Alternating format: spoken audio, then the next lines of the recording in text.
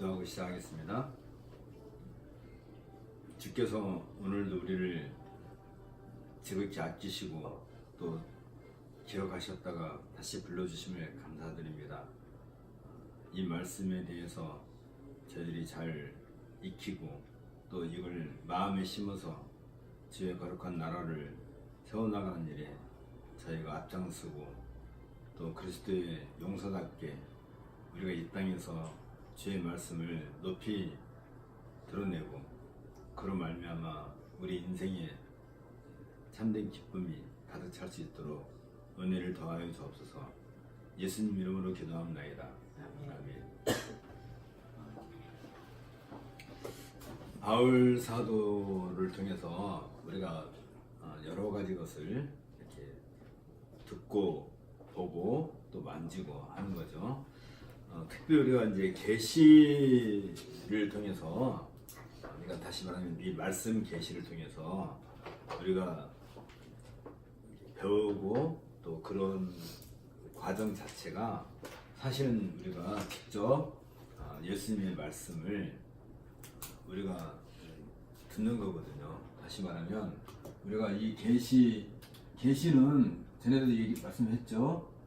계시는 원래 로고스이신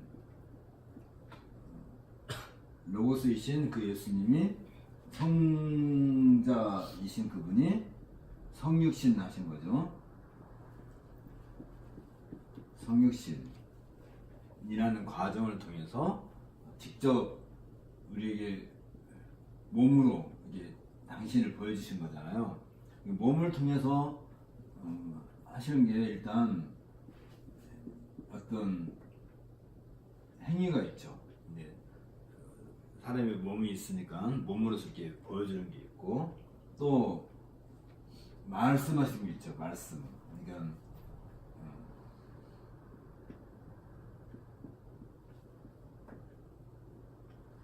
날레오라고 하는 건데 이게 말하다. 다른 말로 말하면 우리식으로 말하면 가라사대 이렇게 말을 하다 이렇게 말하는 그 자체 그것만 있는 게 아니죠. 이게 어떤 행위로도 나타내시고 말씀으로도 나타내시고 또 그러면서도 어떤 이적을 행하시죠. 어떤 기사를 행하는데 이적과 기사도 계시예요. 이게 다 계시에 해당되는 거죠. 계시에는. 그런데 이제 물론 이 액트 그러니까 어떤 행위로서 이적도 나타낼 수도 있지만 이렇게 잠자고 잠을 주무신다든지 뭐 음식을 먹는다든지 또 걷는다든지 뭐 이런 것 이 자체도 우리는 계시로 봐야 되죠. 예수님이 성육신하신 그 예수님이 행하신 그 모든 것 자체가 이적과 기사는 특별히 무엇과 관련되냐면 이건 하나님의 아들이다. 하나님의 아들이라는 점을 특별히 그걸 증거해내는 어떤 그런 면도 없지 않아 있지만 어쨌든 이걸 통해서 뭘 드러내는 거예요?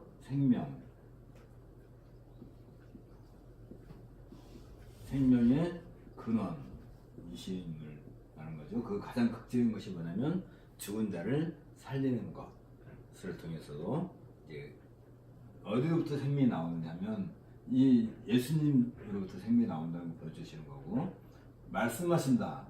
이 말씀하시는 것을 기록하는 것도 있겠고 기록이 안 된 것도 있죠. 그냥 말로 하고 끝난 것도 있지만 주로 기록된 것은 복음서에 이제 많이 담겨 있는 거죠. 복음서에 예수님께서 하신 말씀들이 기록으로 남아 있고 근데 그래서 기록 안 된 것도 있겠죠. 당연히 다 기록한 건 아니니까 그런 것들도 그럼 기록되지 않은 거 그냥 음성으로 남는 것도 있겠죠. 어떤 서류로 남는 것도 있겠죠. 어쨌든 뭐 이런 것들도 있을 거고 이것도 다 계시로서 이렇게 보여주시는 거예요. 근데 다 어디서부터 시작된 거예요? 시작은 로고스부터 시작되는 거죠. 그러니까 이런 것들이 다 계시라고 할 때 이 계시는 결국은 예수님의 몸의 어떤 나타남이지. 다시 말하면 성육신하신 그분에 대한 것이니까 이게 나타남인데, 이 계시를 통해서 우리에게 뭘 보여주냐면, 실제로는 이 계시는 그냥 한번 이렇게 보여주고 끝나는 게 아니라 이것은 어떤 결과를 늘 가져오죠. 어떤 결과. 그래서 이 결과로 말미암아 우리가 이 말씀이, 이 예수님 행하신 이 모든 것이 이건 다 이제 이걸 다 말씀에 속하는 거지. 이게 다 말씀에 속하는 것인데, 이것들이 다 참 하나님이시다. 그다음에 참 진리다. 또는 참 생명이다. 또는 참 빛이다. 뭐 이런 여러 가지로 이렇게 우리가 설명할 수 있겠죠. 이걸 우리는 직접 이렇게 만나본 적이 없잖아요, 그렇죠? 누가 이런 것을 만나고 접하고 했어요? 예수님의 제자들. 예수님의 제자들이 직접 이것을 다 목격하고, 심지어 예수님의 몸을 만져도 보고, 또 눈으로 보고, 또 귀로 듣고, 또 같이 살고 하는 것들이지. 그러니까 이 제자들이 이 모든 것들을 다 기록해 놓은 거지. 기록해서 이게 복음서가 있겠고, 기록해서 누구한테 줘요? 교회에게 주시는 거지. 교회에게 주신 거죠. 그러면 이 교회는 곧 뭐예요? 이 교회를 가르쳐서 이제 바울은 특별히 그리스도의 몸이다 이렇게 설명하죠. 그리스도의 몸이라고 할 때, 그리스도는 이 몸인 교회의 머리시다. 머리라는 것도 설명하죠. 머리시다. 그리스도는 교회의 몸이고 머리시다 할 때, 그러면 그리스도의 몸이라고 할 때 머리는 당연히 여기서부터 모든 것이 시작이죠. 시작을 다 가리키는 거지. 이게 힘의 원천, 다르게 말하면 힘의 근원을 설명할 때도 머리로서 설명하는 거고, 그렇다면 이 그리스도의 몸, 다시 말하면 교회는 이게 하나라고 한다면, 결국은 교회는 예수님의, 다시 말하면 이 성육신 하신 예수님의 또 다른 몸이 되는 거지.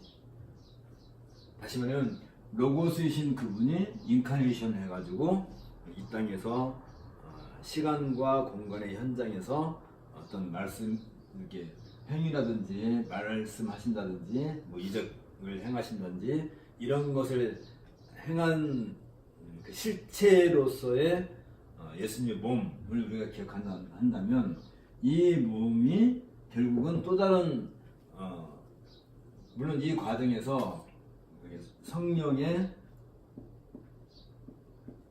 임재, 성령의 임재를 통해서 교회라고 하는 어떤 그 공동체로 만들어질 때, 이 교회는 결국은 성육신하신 예수님의 또 다른 몸이다 라고 우리가 이해할 수가 있겠죠. 이게 왜 중요하냐면, 이 개념이 우리에게 이렇게 정립이 안 되어 있으면 예수님과 우리와는 늘 별다른 존재가 돼. 다시 말하면 우리가 이 교회, 이건 물론 이제 우리가 말하는 그 보편교회죠. 유니버셜 처치할 때 그 보편교회인데, 이 교회 안에 우리가 이게 어떤 회원으로 우리가 이제 이게 가입됐을 때, 그러면 여기서 어떤 얘기가 되냐면,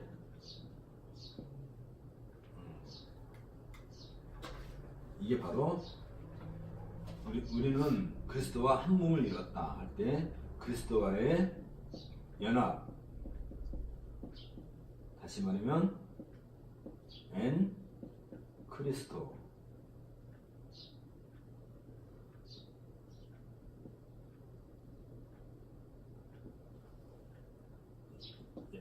인 크라이스트.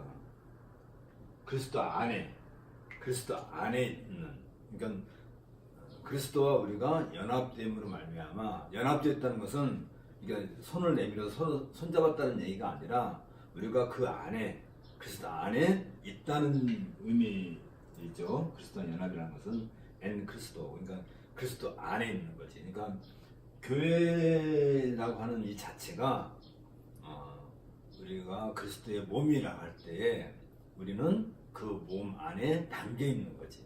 다시 말하면 우리 몸 안에 우리 몸에 어떤 세포가 있다 한다면, 그 세포가 나라고 한다면 이 교회라고 하는 몸 안에 내가 안에 담겨 있는 것이지, 연합되어 있다니까 연결되어 있다는 그런 의미는 아니란 말이죠. 그러니까 우리 자체가 이런 면에서 우리는 또 다른 그리스도가 되는 거지. 이게 이해가 가요? 이게 우리가 교회에 속해 있다는 것은, 다시 말하면 로고스이신 그분이 또 다른 인카네이션을 통해서 이루신 그 교회에 내가 회원으로 이렇게 부름을 받았다 한다면, 우리는 다르게 말하면 우리 자신이 그리스도화 되어 있어야 된다는 거죠. 그러니까 우리가 서로를 볼 때 그냥 사람으로, 그냥 친구로, 또는 뭐 형제나 부모나 뭐 이런 관계로 보는 게 아니라, 이 사람을 대할 때 이 사람에게서 뭘 봐요?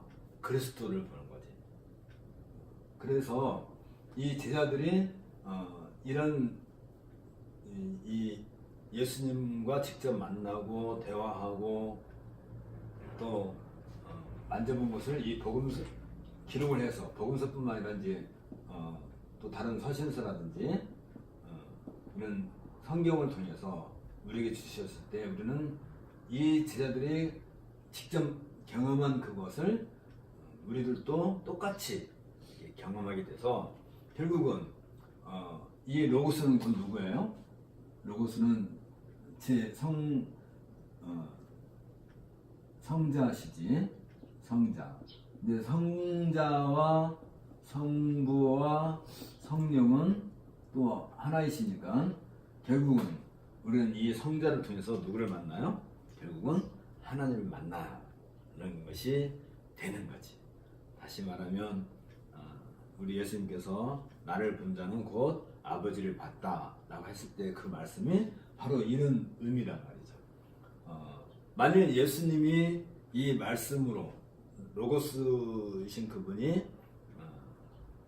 인카네이션을 하지 않으셨다 한다면 우리가 하나님을 만나볼 길이 없었죠. 물론 구약에서는 하나님께서 뭐 아담에게 나타나신다든지 아브라함에게 나타나신다든지 이렇게 자신을 보이셨어요. 보이셨을 때도 그건 늘 성자를 통해서 보여주시는 거지. 늘 하나님은 영이시기 때문에 우리가 직접 하나님을 이렇게 알 수 있는 방법이 없어요. 만날 수 있는 방법이 없지만 늘 성자를 통해서. 그러니까 구약에서 하나님으로 자기 자신을 보여주신 것은 늘 성자를 통해서 보여주시는 것이지, 이걸 구약에서는 가장 명확하게 보여주는 게 뭐예요? 구약에서는 성전이지. 성전으로서 그걸 보여주는 거예요. 이 성전이 하나님의 몸이다, 그리스도의 몸이다, 이런 걸 상징해주는 것이 바로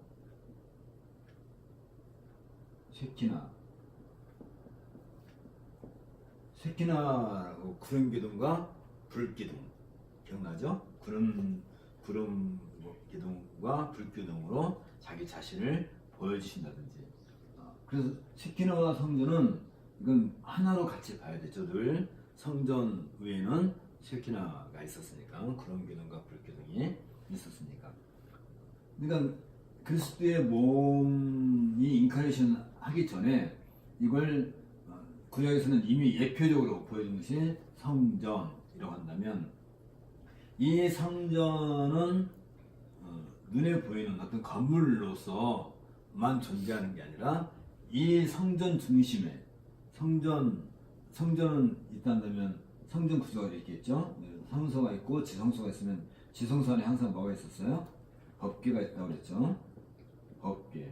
법궤가 곧 뭐예요? 법궤가 곧 말씀이란 말이지. 말씀. 그러니까 결국은 성전도 말씀의 또 다른 어떤 형태라고 하고, 성전에서 이루어지는 게 뭐예요? 제사라고 하는 것 통해서 늘 여기서 예배가 이루어지는 것처럼, 이거 다 우리 공부한 거지. 그렇다면 요 내용이 구약에서 성전으로 보여주는 이 내용이 그대로 뭘로 넘어와요?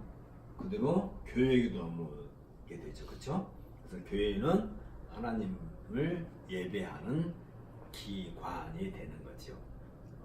그래서 이 교회에 속해 있는 이 성도들의 삶에 대해서 바울은 로마서 12장 1절 2절에서 뭐라 그래요? 너희 몸을 거룩한 산제사로 하나님께 드리라. 드리라는 말이 헌신이란 말이라고 그랬죠. 헌신, 파리스테미라고 얘기하죠. 헌신, 하나님께 이렇게 내어놓는다는 거예요. 그 내어놓은 것을 하나님께서 뭐 사용하시고 안 사용하시고 하는 것은 누가 결정하시냐면 하나님께서 하시는 거지. 그러니까 우리가 헌신했다 하면 우리는 그걸 오해하면 안 돼요. 많은 사람들이 나는 하나님을 위해서 헌신했다라고 하니까 나는 이제부터 하나님의 종이고, 그러니까 내가 하는 일은 다 하나님의 일이고, 그렇게 생각하면 안 되는 거지.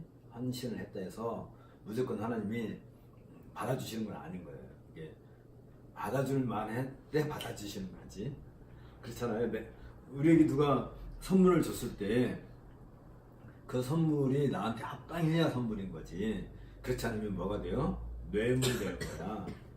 잘못하면 우리가 하나님께 뇌물을 바친다 해가지고 하나님이 그 뇌물을 받아주실 분이 절대 아닌 것처럼 우리를 하나님께 이렇게 바르게 내어놓는 거, 그걸 갖다 뭐라고 한다고요? 영적 예배라. 그게 바로 영적 예배라는 거지. 우리 일상의 삶에서 우리가 뭘 먹든지 마시든지 다 하나님의 영광을 위해서 하라 그랬죠? 하나님의 영광을 위해서 한다. 하나님 그 자체가 영광이에요.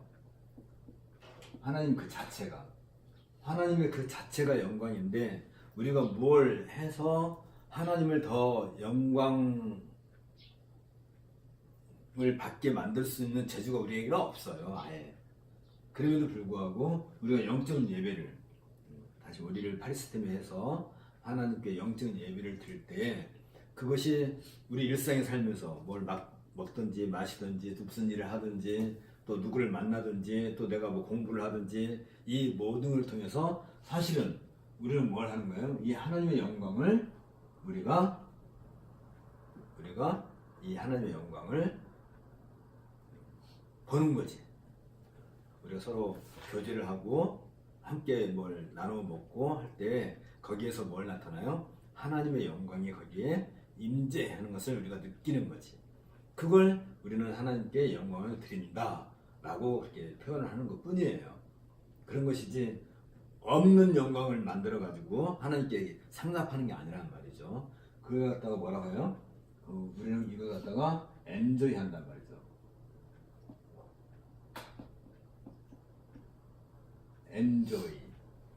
엔조이 한다는 말은 기뻐한다, 즐거워한다.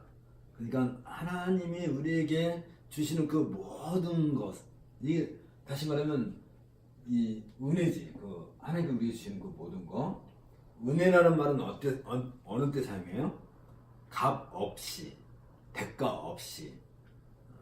내가 무슨 일을 해서 그 대가로 얻는 게 아니란 말이죠. 그건 싹시라고 그러지. 뭐라고 그러죠? 우리 월급 받는 것은 그건 내가 노동한 만큼의 것에 대한 어떤 그 뭐라고 그래? 다른 말로 말하면 뭐라고 그래?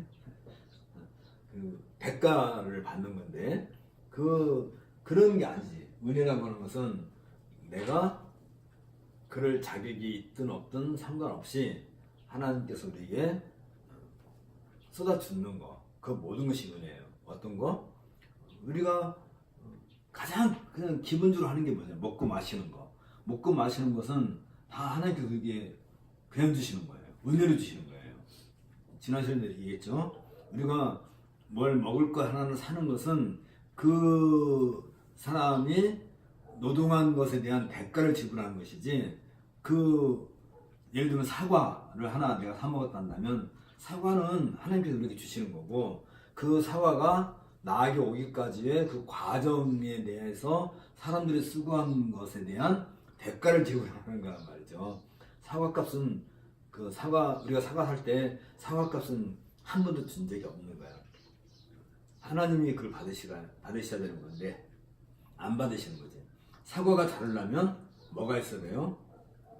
햇빛이 있어야 되고, 또 비가 와서 물도 있어야 되고, 또 적당한 공기가 있어야 되고, 그렇지? 그렇게 해서 자라는 거지. 그러면 사과 씨가 땅에 떨어져 가지고 이게 나무가 돼서 자라기까지 그거 다 하나님께서 키워주시는 거죠. 그렇죠? 하다못해 온도도 정확하게 맞춰줘야 되는 것이고, 그러니까 그 모든 조건들, 자연 조건이 하나님께서 다 무상으로 주시는 거라는 거지. 값 없이. 그래서 우리는 늘 하나님의 은혜를 누리고 있는 것을 뭘 해요? 엔조이 한단 말이에요. 기뻐하는 거죠. 그게 하나님께 영광을 돌리는 거지. 그러니까 무슨 일을 하든지 거기에서 우리가 눈으로 보든 뭘 만지든 귀로 듣든 거기에는 늘 뭐가 있어요? 하나님의 은혜라고 하는 것이 그 안에 담겨 있다는 것을 내가 그걸 알아야 되지. 인식해야 되지. 깨달아야 되죠. 그래서 그걸 가지고 우리가 하나님께 감사를 하는 거지. 그런 걸 볼 때에 하나님 우리를 귀여워하는 거죠. 기특하다, 귀엽다, 사랑스럽다. 내 자녀들이 내 품에 있는 것을 내가 기뻐하노라 하는 것처럼.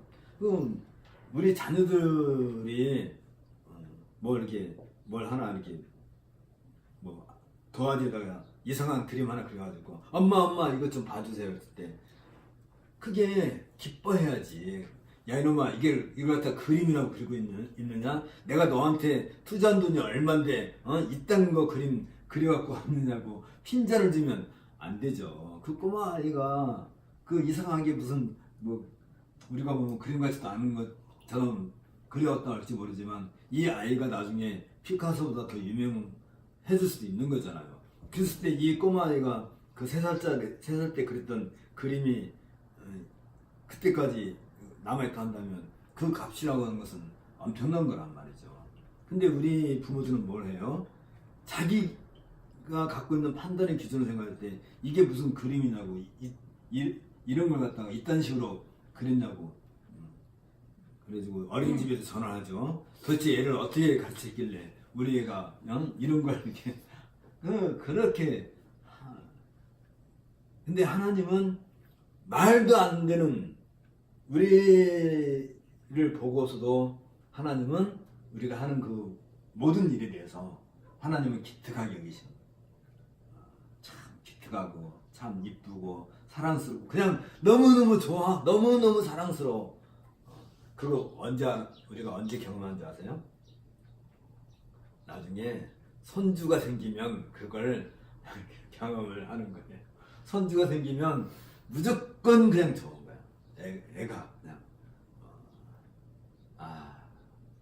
그러니 하나님은 우리를 그렇게 늘 우리를 이렇게 그게 다 은혜에 속하는 것이 우리는 그것을 알아야지 사실은.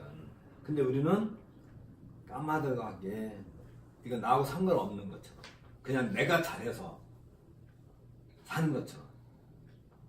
그렇죠? 네. 너무 똑똑하잖아요 우리가. 생각해보니까 다들 너무 똑똑해. 너무 잘났어. 그래서 하나님이 있는 게 때로는 귀찮고, 제발 하나님 좀 나 좀 가만 놔두세요. 내가 하나님 없어도 잘할 거니까요. 꼭 미운 7살짜리 애들이 하듯이 그렇게 우리가 하나님을 상대한다면 많이 섭섭하시겠죠. 그렇죠? 자, 여기에서 우리가 볼 수 있는 것, 그러니까 이 모든 것이 어느 것 하나라도 이게 떨어져 있지 않아요. 이 전체가 다 하나야. 전체가 다 하나. 그러니까 우리가 교회의 한 신자로서, 회원으로서 살아가는 그 삶 자체가 다 따져놓고 보면 원래 연관인데요. 따져놓고 보니까 이 결국은 로고스이신 하나님의 일과 다 연관되어 있는 어떤 거 하나라도, 이 시간에 여기에 오기까지 아침에 일어나서 세수하고 이렇게 책 들고 여기까지 찾아오고 하는 그 과정 자체가 이게 다 무엇과 관련돼요? 이게 다 하늘의 일과 관련되는 거지. 우리 삶 자체가 어느 것 하나도 하늘의 일과 상관없이 살 수가 없는 거예요. 그걸 구약에서는 어떻게 해요? 이 성전을 찾아와서 하나님께 예배하는 것으로 구약에서는 그렇게 표시가 있습니다만, 신약에서는 주일날 우리가 예배 시간에 교회에 와서, 교회로 모여서 하나님을 경배하는 것으로 그걸 보여주는 거지, 드러내는 것이지.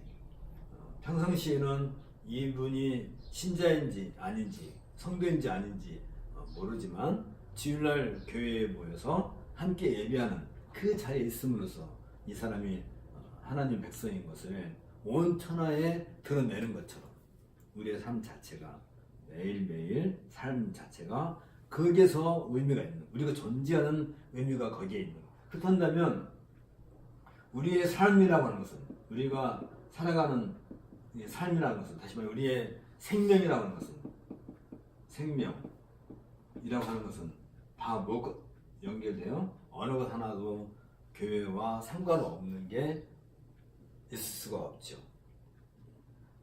이런 것을 하나의 이제 비유로 예수님께서 말씀하신 것 중 하나가 포도나무 비유를 말씀하시죠.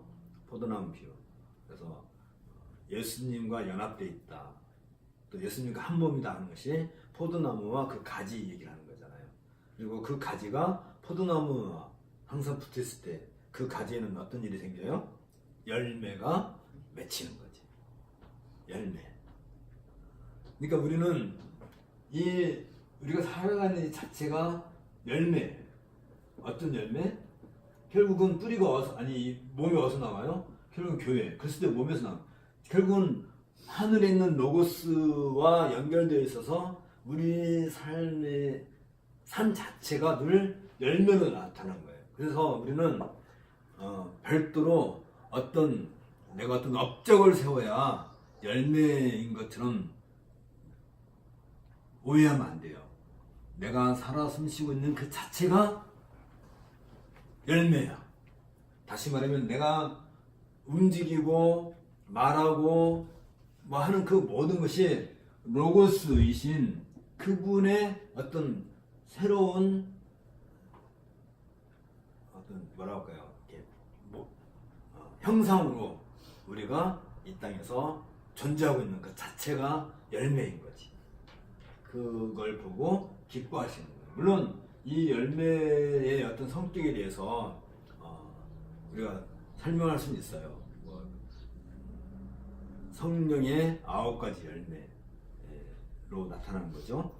그게 가장 그 9가지 열매가 9가지라는 얘기가 아니라 한 열매의 속성을 9가지로 이렇게 설명해 주죠. 가장 대표적인 것이 사랑이죠. 그렇죠? 사랑은 무례하지 않으며 할 때 예의가 없으면 안 되는 거지. 어떤 예의? 그 모든 것이 어디서부터 나와요? 여기서부터 시작되는 거죠. 늘 우리는 하늘의 일을, 그러니까 하늘에서 지금 어떤 일이 이루어지는 것을 내 삶으로서 늘 이렇게 이 땅에서 구현해 나가는 거예요. 살아가는 거예요. 내가 살아가는 삶 자체가 곧 하늘의 열매. 그걸 가장 그 열매를 가장 아름답게 드러내는 것이 영적 예배. 영적 예배라 할 때 그 예배는 결국은 우리가 주일날 하나님께 예배하는 데서 가장 극적으로 보여주는 것이다. 이 모든 얘기가 다 어디서 나온 얘기예요? 다 바울 사도가 갈라디아서, 그리고 데살로니가 전후서, 그리고 고린도 전후서, 로마서를 통해서 우리에게 다 보여주는 얘기예요. 그런데 여기에는 항상 무엇이 전제돼야 돼요? 여기에는 다시 말하면 이 성육신하신 그 예수님에 대한 우리의 믿음이 늘 믿음. 그러니까 이 모든 것의 근원은 믿음이지. 믿음. 이 믿음은 성령의 임재로서만이 가능해요. 다시 말하면 이런 내용들을 우리가 들었을 때, 사도들이 우리에게 주신 그 말씀을 통해 들었을 때, 우리가 그 듣게 해주시는 것도 물론 은혜지만, 들어서 그것이 우리 안에 믿음의 씨앗으로 심어지는 것은 성령의 임재로서만이 가능한. 내가 내 마음대로 이 말씀을 들을 수도 없고, 내가 듣고 싶어서 들려지는 것도 아니고, 이런 내용에 대한 말씀을 우리가 들었을 때 그것이 내 안에서 믿음으로 심겨지고, 그래서 자라나서 믿음의 어떤 열매로 맺혀지는 그 일은 순전히 성령의 임재로서, 다시 말하면 성령께서 우리를 감화해 주심으로 가능한 거예요. 그럴 때 이 믿음의 내용에서 가장 중요한 게 뭐라고 했죠? 다시 말하면 성육신하신 그 예수님이 이 땅에 오시는 게 뭐예요? 무엇 때문에 오시나요? 우리를 구속해 주기 위해서. 고엘, 구속이라고 했죠. 구속, 기억나죠? 구속이 뭐예요? 구약에서 고엘이라고 했어요. 이건 우리가 이 정도는 늘 알아야 돼. 고엘이라고 할 때 이건 대신해서 우리 몸값을 대신 치러주시는 그 사건이 뭐예요? 바로 십자가 사건이란 말이지. 예수님의 십자가. 그래서 우리는 이 예수님께서, 이게 성육신 하신 그 이유가 십자가에서 우리를 대신해서, 우리 몸을 대신해서 그 값을 치르기 위한 것이지. 그래서 바울은 이걸 갖다 뭐라고 그래요? 피로 사신 교회다. 하나님께서 아들의 피로 사신 교회라고 할 때 이것을 믿는 믿음, 이게 그 믿음이지. 이건 성령께서 우리에게 주시는 믿음. 그랬을 때 이 예수님의 십자가가 우리에게 구속, 고엘로서 우리 몸을 대신해서 값을 치르셨다. 피로서 그 값을 치르셨다는 것을 그 믿는 믿음으로 말미암아 우리는 하나님께 의롭다움을 받는다 했을 때, 이 예수님의 십자가의 그 십자가의 그 공로가 우리에게 심어지는, 이걸 갖다 신학적으로 뭐라고 얘기해요? 전가라고. 전가. 예수님의 그러면 이 십자가는 뭐예요? 결국은 이 십자가는 구약에서 말하는 그 율법의 완성, 율법의 완성이죠. 예수님께서 전적으로 하나님께 순종하심으로써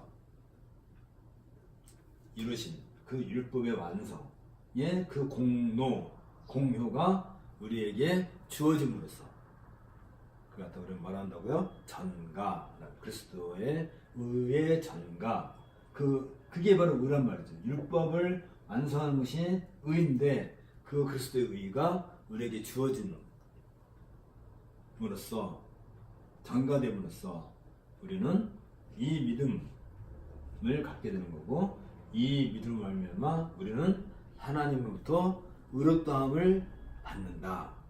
그걸 갖다 뭐라고 한다고요? 이신칭의라고 한단 말이지. 그래서 결국은 이 모든 내용이 어디에서 결론이 나느냐면 이 모든 내용이 지금까지 내가 얘기한 이 모든 내용이 무엇에 대한 얘기예요? 이신칭의에 대한 설명이 됐어요.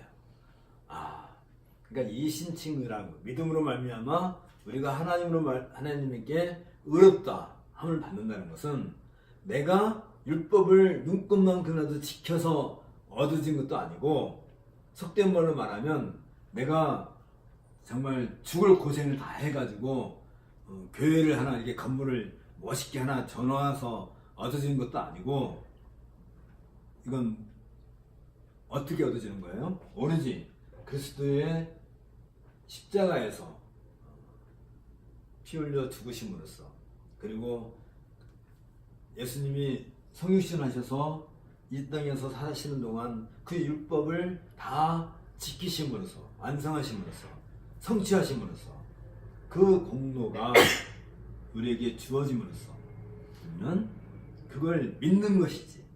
그걸 믿는 거지. 그러니까 나에게서 어떤 의로움이 있다. 나에게서 어떤 하나님 보십시오. 내가 하나님께 뭘 하나 이렇게 드리겠다. 우리 아까 팔스티미에 얘기했을 때도 내 것으로서 뭘 할 수 있는 능력이 우리에게는 없어요. 그러니까 이런 것을 깨닫고 우리의 그 그리스도를 믿는 그 믿음을 보여주는 것이 진정한 팔레스티나가 되겠죠. 진정한 헌신이 되겠지. 그런 의미로서 우리는 헌신도 해야 될 뿐만 아니라 그래서 율법의 완성으로서 그 모든 것을 이루신 그리스도의 그 공로에 힘입어서 우리는 하나님께로부터 의롭다함을 그걸 누가 증명을 해줘요? 성령께서 성령의 인침으로 인침이 뭐예요? 인침 도장을 탁 찍었단 말이지. 전에도 한번 얘기했죠. 이렇게 옛날에는 노예가 있으면 이 노예는 내 거다라는 의미로서 나의 문장을 이렇게 불로 지져가지고 노예 이마에다가 탁 찍는단 말이야. 그럼 이 사람은 어디 가든지 누구네 집 종이나 노예라는 것을 아는 것처럼 우리에게 하나님께서 이 성령의 이럴 때 성령의 불이 필요한 거네. 성령의 불로 지지는 거죠. 우리를 그냥 딱 찍어서 뭘 보여줘요? 너는 내 것이다. 하나님께서 우리에게 인을 쳐주시는 거. 그걸 성령께서 보증을 해주시는 거지. 보증, 인치시면서 우리는 하나님의 것이다. 그런 의미로서 이루어지는 거예요. 그러니까 이신칭이라는 말 속에는 이런 내용들이 풍성하게 담겨 있어야 그게 진정한 이신칭의가 됩니다. 그런데 이신칭이라고 하는 것은 이걸 바울은 어떻게 좀 더 신학적으로 설명하냐면 이것도 우리 지난 시간에 얘기한 거예요. 갈라디아서 2장 16절이라고 했죠. 예수 그리스도를 믿는 믿음, 이 믿음이 그리스도 예수를 믿는 거야. 이 믿음으로 포함되는 거야. 여기에 이신칭 안에는. 그러니까 예수 그리스도는 뭐냐면 구약의 성취자로 완성으로 오신 그 성자의 인카네이션, 누구서의 예수 그리스도를 믿는 그 믿음은 어떤 누구를 바라봐요? 그리스도 예수를 바라보는 그 믿음으로 믿음이 이르게 하는 거예요. 이 믿음이 없으면 이 믿음이 안 생기는 거예요. 그거는 이 믿음은 같은 믿음인 거지. 그러나 내용상에 있어서 믿음은 달라요. 예수 그리스도를 믿는 믿음은 이 모든 내용이 구약의 성취로서의 예수 그리스도인 것이고, 그 예수 그리스도는 이제 부활하셔서 승천해가지고 우리를 늘 다스리는 것이지. 다스리시고 우리를 늘 이끌어 주시고 우리에게 늘 은혜를 베풀어 주시고, 그리고 마지막 날 우리를 어떻게 해요? 우리를 부활로 이끌어 주시고 우리에게 새 생명을 주시는. 그러니까 우리가 지금 이 성령의 인침으로 말미암아 이건 이제 지금 이 교회에서 주어지는 세례죠. 세례. 이건 물세례지만 성령으로 말미암아 주어지는 죄사함의 세례. 그렇죠? 이 세례지만 이 세례는 우리가 하나님의 백성이 되었다는 인침이 되는 것일 뿐만 아니라, 다시 말하면 우리는 부활의 믿음으로까지 우리를 이끌어줘서 나중에 우리는 어떻게 된다고요? 부활해서 새로운 생명, 새 생명을 갖기까지. 그러니까 지금 우리는 이미 새 생명을 받았지만, 이미 늘 얘기하잖아. 이 세례에는 이미, 그러나 아직 아닌,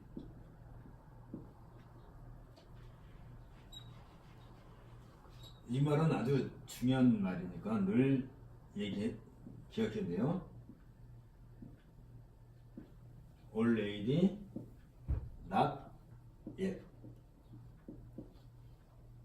이미 우리는 새 생명을 얻었지만 아직은 아닌. 어떤 면에서 아직 아니에요? 우리는 새하늘과 새 땅에 아직 들어가지 않은, 그렇기 때문에 우리가 그리스도 예수를 통해서 새하늘과 새 땅에 들어갈 것이라고 하는 그 믿음으로 나아가야 되는 거죠. 그걸 갖다가 뭐라고 그래요? 이건 칭의한다면, 이 믿음으로 칭의한다면 이 칭의는 결과적으로 어디로 나가야 돼요? 성화. 그래서 우리는 이 그리스도 예수를 믿는 이 믿음으로 우리는 지금 이 땅에서 살아가고 있는 거지. 그게 성화란 말이죠. 그래서 점점 자라나. 그래서 바울은 이걸 갖다 뭐라고 하냐면 믿음의 분량이라고 해요. 믿음의 분량. 뭐라고 한다고요? 믿음의 분량. 분량이 뭐예요? 분량. 믿음에도 크고 작은 게 있다. 그러니까 어린 신자가 있고, 좀 더 자란 신자가 있고, 성숙한 신자가 있는 것이지. 누구나 다 똑같이 이신칭의했기 때문에 그리스도 예수를 다 믿는 믿음을 바라보고 살고는 있지만, 거기에는 사람마다 이렇게 분량이 다 있는 거지. 어떤 사람은 좀 작은 믿음, 어떤 사람은 좀 큰 믿음, 이렇게 나아가는 거지. 점점 자라나는 거지. 믿음도 자라나듯이. 그러면 이만큼 자랐으니까 다음에는 이만큼 잘해야 되는데, 어떤 경우는 이만큼 자랐다고 해도 또 믿음이 약할 수도 있는 거지. 그럴 때 뭐가 필요해요? 그랬을 때 아까 교회가 하는 일이 뭐예요? 이 믿음의 분량을 계속해서 성장시켜 나가는 일을 하는 거죠. 마치 한 가정이 있으면, 가정은 가장 중요한 기능이 뭐냐면, 남편과 아내가 잘 먹고 잘 사는 것은 조금 미안한 얘기지만 그건 가정의 전부는 아니에요. 가정에서 정말 중요한 것이 뭐가 있겠어요? 자녀를 낳아서 자녀를 잘 키우는 게 진짜 가정인 거지. 그렇죠? 자녀를 키워나가야지. 그래서 그 자녀가 나이가 들면 점점 지혜로워서, 지혜가 뭐예요?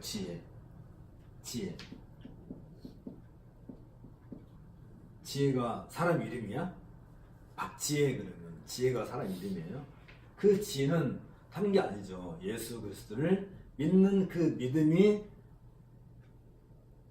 그리스도 예수를 믿는 믿음으로 나아가는 그 모든 과정이 지혜지. 그걸 다른 말로 말하면 이 믿음, 다시 말해 이건 이 지혜, 이건 결국은 다른 말로 말하면, 한마디로 말하면 이걸 다 알아서 하나님을 아는 지식이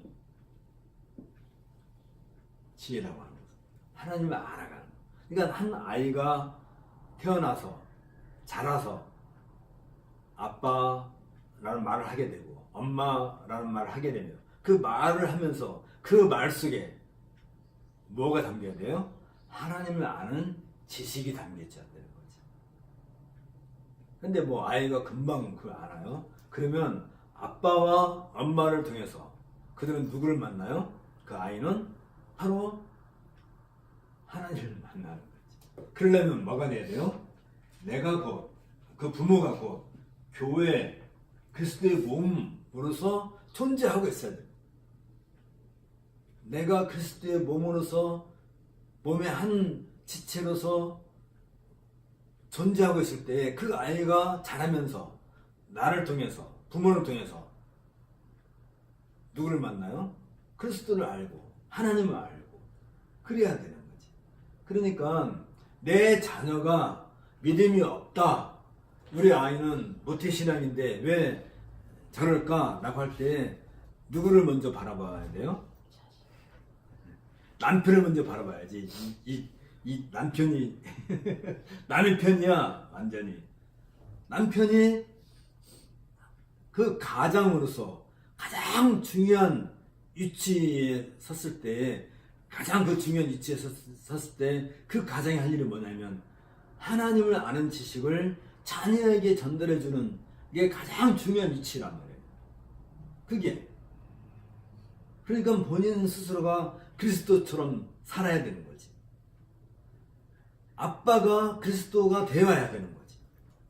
그래서 자녀가 그 아빠를 볼 때 누구를 만나요? 그리스도를 만나는 거예요.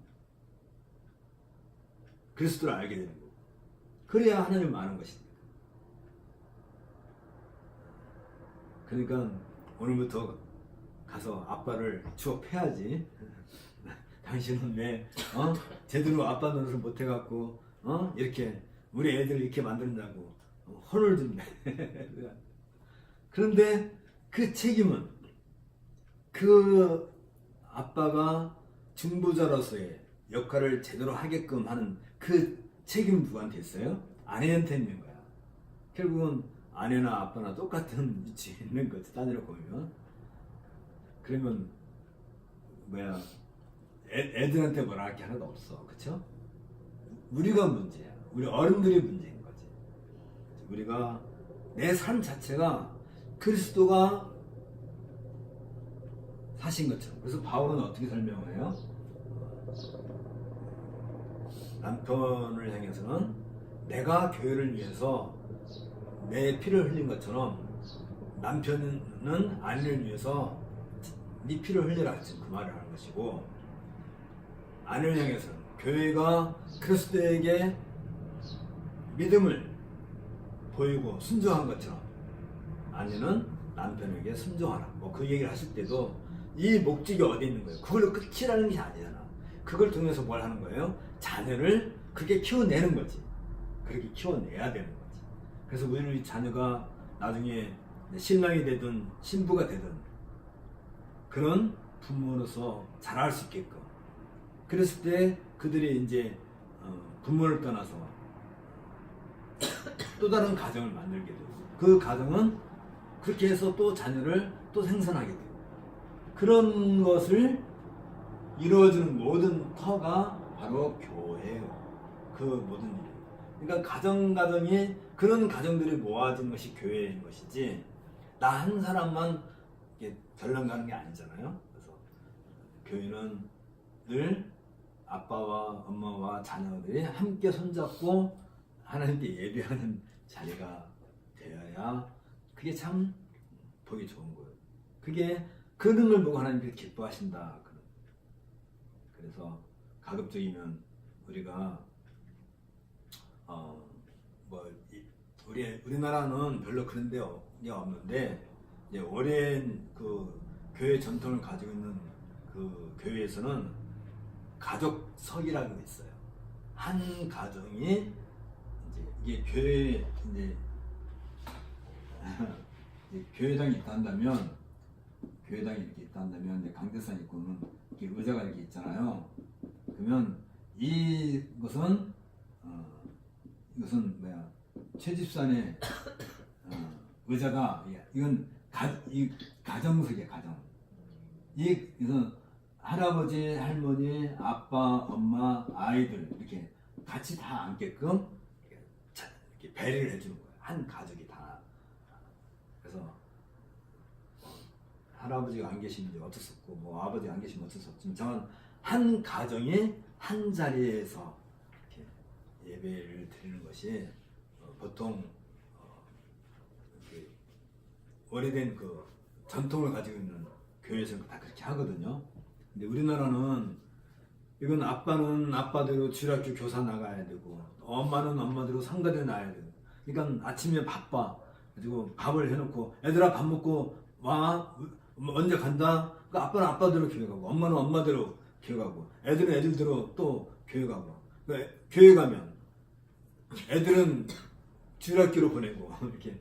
그래서 이 가족 속에 같이 앉아서 예배를 할 수 있는 기회가 없다는 게 참 안타까운 일이에요.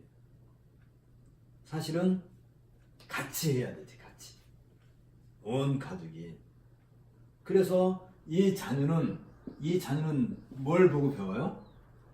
엄마, 아빠가 어떻게 하나님께 예배하고 있는가를 나면서부터 배우기 시작하는 거죠. 사실은 어머니 태숙에서부터 그걸 몸으로 익히기 시작하는 거지. 그래서 응애하고 태어나면 교회에서 유아세를 주고 유아세를 받고, 그리고 예비 신자로서 이 예배에 참석하고, 언제부터? 엄마 품에서 전 먹으면서 자라고, 그래서 2살, 3살, 5살, 10살 이렇게 자랄 때도 계속 같이 자라는, 같이. 믿음의 분량이라는 거예요. 믿음의 분량할 때는 그런 걸 우리가 염두에 둬야 되는 거지. 그런 점에서. 그래서 늘 우리 어른들은 자녀들에게 그런 믿음의 모범을 늘 보여줘서, 그래야 교회가 늘 함께 성장해라. 함께. 그래서 이 교회가 어떤 목적을 향해서, 목적을 향해서 이 모든 가정들이 다 같은 뜻을 가지고, 그래서 99살 먹은 할아버지를 시작해가지고 영세, 응애에 태어난 이 자녀까지 전체가 하나의 목적을 향해서 나아가요. 교회의 목적이 뭐예요? 교회가 존재하는 목적. 이런 것을 하는 것이 목적인데, 좀 더 외형적으로 얘기하게 되면 다른 거 없잖아요. 일단 그리스도에 계신 그 말씀, 그리스도의 이 말씀을 교회가 잘 보존하고, 또 사도행전 1장 8절에서 얘기한 것처럼 땅끝까지 이르러 내 증인이 되리라 하는 그런 의미로서의 교회는 늘 이 온 교회가 한 마음 한 뜻이 되는 거예요. 그래서 계속해서 나아가는 거지. 그러면 이제 어떤 분에서 이제 돌아가신 분도 있지만 늘 새 생명이 태어나니까, 이게 말하자면 하나의 배라고 한다면, 이 배가 계속 항해에 나간다면 이 안에서는 계속해서 또 새 생명이 태어나고 또 새 생명이 태어나서 계속해서 교회는 10년이고 20년이고 30년이고 100년이고 500년이고 쭉 이렇게 나간, 믿음의 분량에서는 그런 것을 우리가 염두에 둬야 되는 거죠. 그래서 너는 믿음이 좋느냐 나쁘느냐 그런 얘기 할 게 아니라, 늘 우리는 믿음의 본을 보여야 돼. 위치에 늘 있는 거고. 왜냐면 이미 우리는 다 자녀를 생산했잖아요. 낳았으니까 그 자녀들에게 믿음을 계속 보여주는 거예요. 어떤 믿음? 예수 그리스도를 믿는 그 믿음이 그리스도 예수를 믿는 믿음으로 계속 성장해 나가는 바로 그런 믿음. 그게 이신칭 안에서 시작된 그 믿음이죠. 이 얘기가 굉장히 길어졌다, 그치? 자, 그런 것을 우리에게 모범으로 보여진 분이 바로 바울이라. 사도행전에서 상당한 부분을 이 바울에 대해서 얘기하고 있는 이유는 이런 것들을 우리들에게 충분하게 믿음의 본을 보여주신 분이라는 점을, 그러니까 우리가 바울을 얘기할 때 바울은 뭐 1차, 2차, 3차 전도행을 하고 나중에 로마에서 순교하셨다. 그 역사적인 사실을 아는 것으로 끝나버린다 한다면 우리는 그냥 교과서 하나를, 국어책 하나를 뭐 읽은 것에 불과한 거잖아요. 우리가 말한 이런 내용을 바울은 다 자기 몸으로 우리에게 증거를 해줘요. 그래서 우리가 성경을 통해서 이 바울을, 지금 사도행전 통해서 이 바울을 공부한다 할 때는 이런 바울을 바로 내가 경험하는 거지. 경험이 뭐예요? 체험이지. 직접 바울을 우리가 만나는 거고, 직접 바울과 같이 잠도 자고, 바울과 같이 음식도 먹고, 바울과 같이 돌로도 맞아보고, 고난도 당해보고, 이런 일을 통해서 계속해서 우리의 믿음이 향상돼요. 발전해 나가요. 바울은 그럴 때 우리의 모범이 되는 거예요. 모범. 우리 믿음의 모범을 우리한테 다 보여주시는 거예요. 바울이. 그러면 바울은 지금 무엇을 위해서 이 모든 일을 해나가요? 가장 먼저는 어디서 시작돼요? 사도행전에서 놓고 볼 때 사도행전 1장 8절에서 예수께서 그게 말씀하셨단 말이에요. 말씀. 아까도 얘기했죠?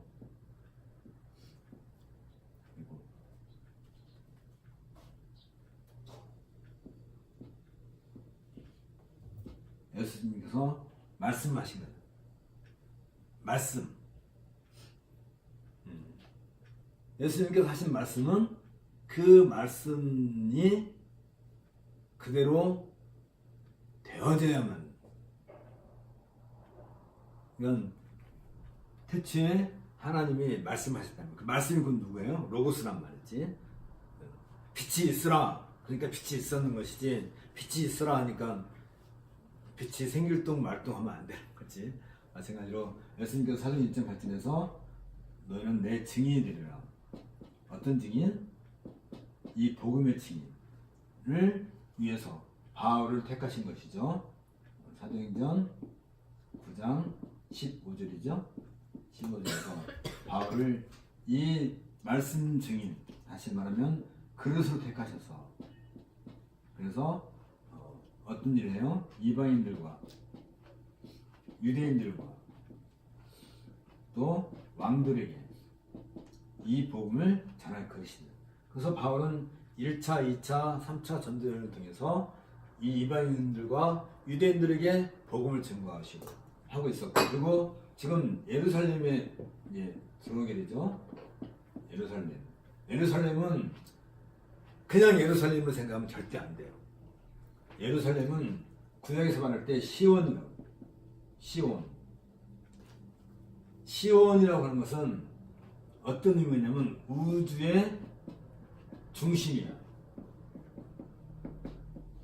시온. 왜 우주의 중심이에요? 여기가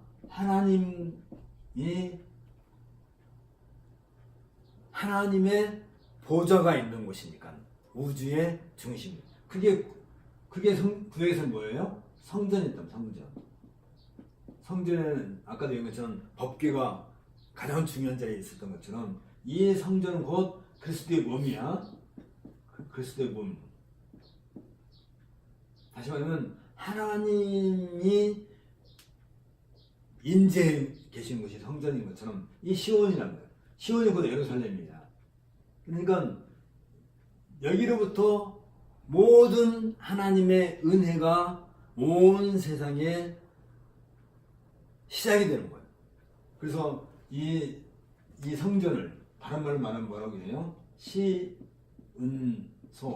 다시 말하면 은혜가 시작되는 곳이란 말이에요. 여기서부터 은혜가 시작되는 거예요. 이것을 구약에서 이렇게 찾아보게 되면 에스겔서에 보면 에스겔서에서 이제 이렇게 에스겔이 환상 가운데서 새로운 성전을 봐요. 성전을 보는데 이 성전에 시작된 이 물줄기가 이렇게 여기서 시작돼 가지고 이렇게 흘러서 이제 성 바깥으로 나가서 여기서 이제 강이 점점 강이 커지지. 그래서 어디로 흘러가요? 이제 요단강으로 가는 거야. 얘가 요단강까지 흘러가. 이게 예루살렘이야. 예루살렘 성전에서. 그래서 이 강이 가면 갈수록 처음에는 발목만 적시다가 조금 더 가면 무릎까지 적시고 조금 더 가면 허리까지 적시고 그 다음에 조금 더 가면 어떻게 돼요? 몸까지 다 적시는 거지. 은혜가 이게 시온소야. 이 성전에서 시작된 이 은혜의 물결이 온 세상을 다 이렇게 탁 치고 여기는 뭐가 자라요? 생명나무들이 자라겠지. 이것이 이 에스겔이 환상으로 보여준 이 그림을 우리는 어디서 보냐면 사실은 에덴 동산에서 이미 우리가 한번 본 적이 있어요. 에덴 동산에서 에덴 동산 중앙에 뭐가 있었어요? 생명나무가 있었죠? 기억나죠? 에덴 동산에 생명나무가 있었잖아. 에덴 동산 중앙에. 그리고 에덴에서부터 강이 네 갈래로 온 세상을 적시기 시작하잖아요.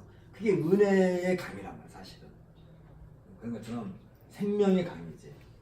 이게 에스겔의 환상을 봤는데 이 에덴이 다시 말하면 이 에덴 아담이 살았던 그 에덴이 구체화된 것이 바로 성전이지. 성전. 그게 에스겔이 이 성전이 이제 무너지고 난 뒤에 에스겔이 본 환상에서 이게 계속 결국 어디서 이루어지게 돼요? 예? 요한계시록에서. 요한계시록에 오면 마지막 날 이 성전이 이제 요한계시록에서 우리가 보게 되는 것이죠. 그러면 이 성전이 요한계시록에서 이루어지는 이 완성된 이제 새 하늘 새 성전이지. 얘가 새 성전. 이 새 성전 이 과정 그러니까 구약에서 성전이 계시록에서 말하는 새 성전 새 성전으로 가는 과정에 뭐가 있어요? 이 시대가 바로 교회랍니다. 교회. 근데 이 성전은 구약에서 성전은 예루살렘에 한정되어 있는 어떤 공간, 시공간에 잡혀 있는 것이지만 교회는 없죠. 어디 뭐 이렇게 따로 정해져 있는 것이 없는데 결국은 새 성전으로 나아가기 위한 발판이 되는 거지. 예? 어쨌든 간에. 그러니까 우리가 생각할 때 예루살렘은 그냥 단순히 서울, 우리나라로 말하면 서울로 생각하면 안 돼. 그런 장소가 생각하면 아니라 우주의 중심지. 결국은 이 예루살렘은 나중에 어떻게 돼요? 새 성전으로 나타나는 거야. 그래서 이걸 갖다 뭐라고 그래요? 이걸 새 예루살렘이라고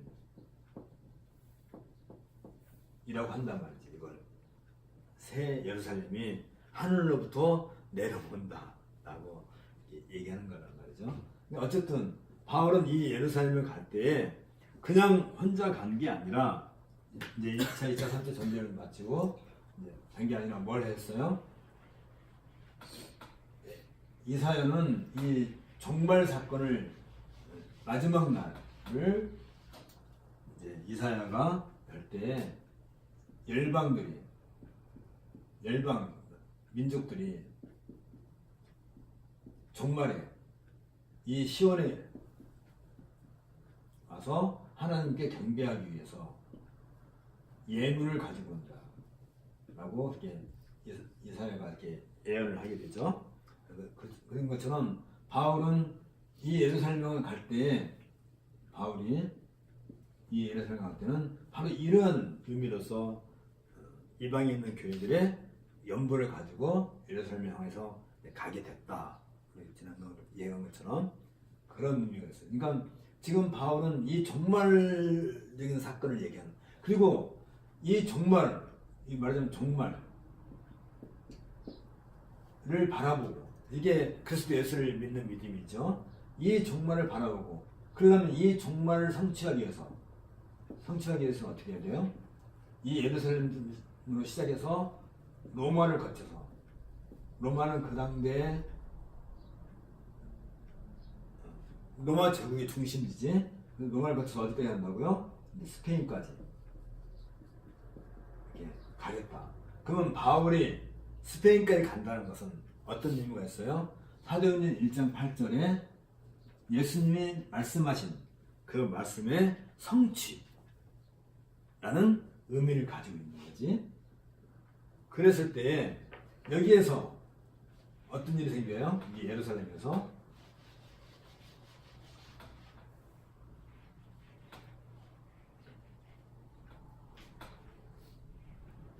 예루살렘은 에덴 동산에서 말하는 그 생명나무 같은 존재, 그게 성제는 말이에요. 시온, 그게 생명나무예요. 에덴 동산에서 보여줬던 생명나무. 어쨌든 그런 종말에 대한 소망을 가지고 바울은 예루살렘을 가는데, 예루살렘에서 어떤 문제 생겼어요? 그 바울을 해하려고 하는, 죽이려고 하는 그런 어떤 세력.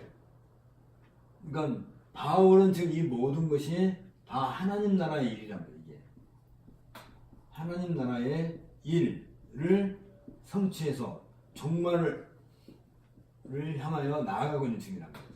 이게. 근데 이것을 반대하는 세력이 있는 거지. 반대하는 세력. 그러니까 우리는 반신국 세력이다. 반신국 세력은 이미 우리가 예수님의 십자가의 죽으심을 통해서 우리가 이미 확인한 바가 있어요. 다시 말하면 세상의 세력, 다시 말하면 로마 군대, 그리고 종교 세력, 다시 말하면 유대의 사내들이 예수님을 십자가로 못 박아 죽인 것처럼 이 반신국 세력들이 뭘 하는 거예요?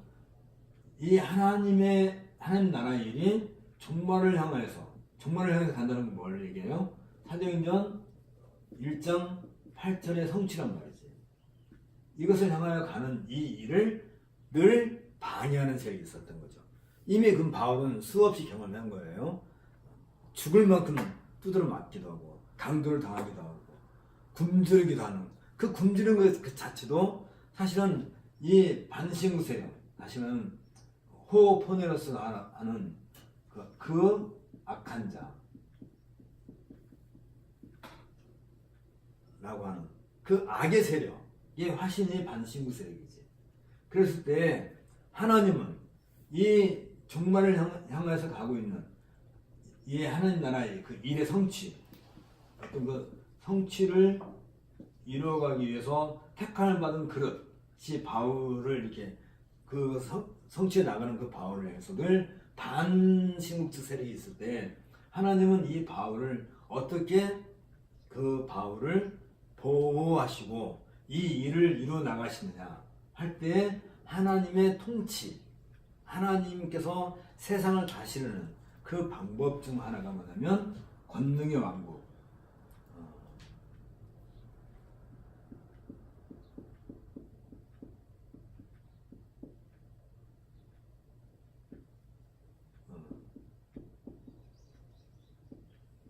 킹덤 오브 파워.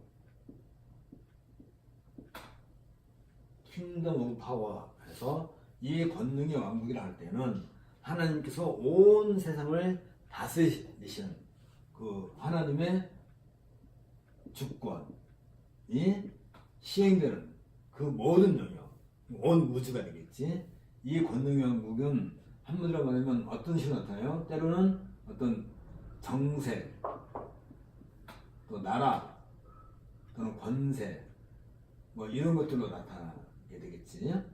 하고 그 이 권능의 왕국 속에서 특별히 바울이 속해 있는 그 하나님 나라를 구체적으로 이루어가는 그 또 다른 그 형태를 갖다 우리는 은혜의 왕국.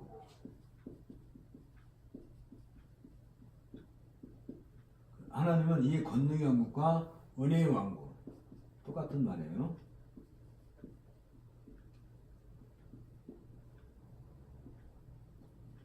은혜, 그레이스, 은혜의 왕국. 그래서 바울은 이 은혜의 왕국에 속해 있지만 사실은 이 은혜의 왕국으로 말미암아 바울이 존재하고 있지만 이 권능의 왕국이 하나님의 통치 아래서 같이 이루어지기 때문에 이 은혜의 왕국은 하나님이 직접 은혜를 베풀어 주시는 교회에 속해 있는 것을 은혜의 왕국이라 하는 거고, 권능의 왕국은 이 은혜의 왕국을 돌보기 위해서 존재하는 것이 이제 권능의 왕국이 한다면, 지금 바울이 이 예루살렘에서 반신구 세력, 다시 말하면 유대인들이 바울을 죽이려고 하는 그런 상황에서 하나님은 권능의 왕국이라고 하는 이 방법을 동원해서 바울을 이렇게 구출해내죠. 우리가 지난번에 얘기한 것처럼 예루살렘에서 유대인들이 바울을 죽이려고 했을 때 그 로마 군대 수비군 로마 군대 그 천부장 루시오가 바울을 이렇게 구출해내는 일을 우리가 보게 되는 것이죠. 그래서 결국은 이 반신국 세력이 바울을 이렇게 해하려고 하고, 심지어 유대인 40명이 바울을 죽이기 전까지는 도저히 먹지도 않고 마시지도 않겠다라고 했을 때, 그 얘기가 이제 이 천부장 루시에게 전달돼서 루시는 어떻게 해요? 무려 한 400명 정도의 군대를 동원해가지고 밤중에, 밤 9시쯤에, 성경에 보면 3시경, 밤 9시경인데 이 군대를 동원해서 바울을 이 예루살렘에서 어디로 데려가요? 예루살렘에서 가이사라로 바울을 이송을 해요. 바울을 가이사라로 이송을 해요. 여기에서 뭐가 보여요? 하나님의 그 권능의 왕국이 바울을 어떻게 보호하고 있는가. 그리고 사실 이제 바울이 이제 가이사라에서 한 2년 있었죠. 한 2년 동안 있다가 로마로 가게 될 때까지도 이 권능의 왕국을 통해서 하나님은 이 바울을 계속해서 생명을 보존해 주세요. 지켜내 주시는 거죠. 그리고 마침내 바울을 그 그릇으로 택하신 그 하나님의 그 뜻을 성취해 내시는 것을 우리는 보게 돼요. 그래서 이제 지금 우리가 지금 23장 이제 24장으로 넘어갑시다. 그래서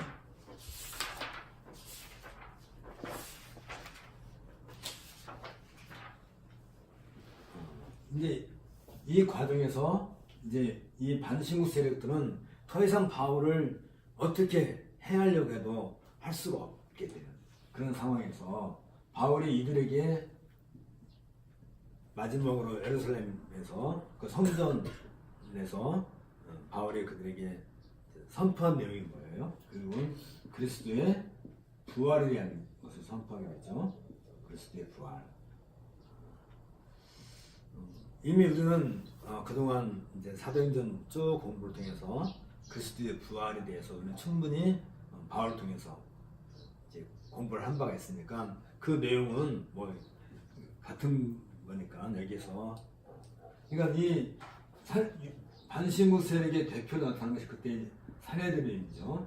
근데 산헤드린은 이제 두 부류가 있었어요. 하나는 바리새인 중심의 그 세력이 있었고, 또 다른 하나는 이제 사두개파, 사두개인 중심의 한 세력이 있었어요. 근데 바리새인들은 철저하게 율법주의, 율법을 생명처럼 지키는 사람들이고, 사내들이는 이 사람들은 좀 자유로운, 신학적으로는 자유로운 그런 생각을 갖고 있는 사람들인데, 바울이 이들에게 뭘 얘기해요? 예수 그리스도의 부활에 대해서 얘기하니까 바리새인들은 부활을 믿거든요.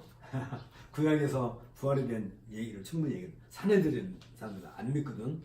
그러니까 바울이 그리스도의 부활에 대해서 얘기하니까 사내들이는 그걸 못 믿겠다 하는 것이고, 바리새인은 그걸 믿겠다니까 사내들과 이 바리새인 사이에 전쟁이 생기죠. 그래서 이제 루시오는 그 양편 사람들에 의해서 바울이 혹시 해를 받을까봐 감옥에 가뒀다가 40명이 바울을 죽이려 하니까 가이사로 보내게 됩니다. 이 내용에서, 이 과정에서 중요하게 다루고 있는 것이 놀랍게도 그리스도의 부활에 대한 그 이야기가 여기서 나와요. 여기서 우리가 중요하게 생각할 거. 지금 이 자리가 어떤 자리예요? 성전이라고 하는 것은, 성전은 아까도 얘기한 것처럼 그리스도의 몸이죠. 근데 이 성전은 그리스도의 몸을 구약에서 예표라고 한다면, 그리스도께서 인카네이션 하셨다면 성전의 기능은 사실은 여기서 끝나는 거지. 끝나는 거지만 아직 안 끝난 거지. 성전이 파괴되기 전까지는. 언제 파괴돼요? AD 70년에 성전이 파괴돼서 이미 이제 완전히 없어지게 되고, AD 70년 이후에는 그리스도의 몸으로서 뭐만 남아요? 말씀으로만 남지. 뭘로 남아요? 계시로 남지. 그 계시가 지금 우리가 갖고 있는 성경 66권 정경이지. 이 정경이 더 그리스도의 몸으로서 우리 교회에 남겨져 있는 거지. 그러니까 지금 이때는 아직 성전이 파괴되기 전이니까, 그러면 지금 이 성전에서 지금 이런 문제가 다, 그리스도의 부활에 대한 논란이 생겼다 한다는 것은 이건 말이 안 되는 거란 말이에요. 이미 그리스도는 어떤 분이에요? 예수는 그리스도 할 때 십자가에서 죽으시고 부활하셨다는 그 사실이 명확한 거야. 다시 말하면 예수님의 그 부활, 십자가에 죽으심과 부활을 얘기한다는 것은 그 그리스도의 몸에 대한 얘기고, 이게 다시 말하면 구약에서 말하는 성전에서 얘기하는 것이 이 자체가 복음이라는 거예요.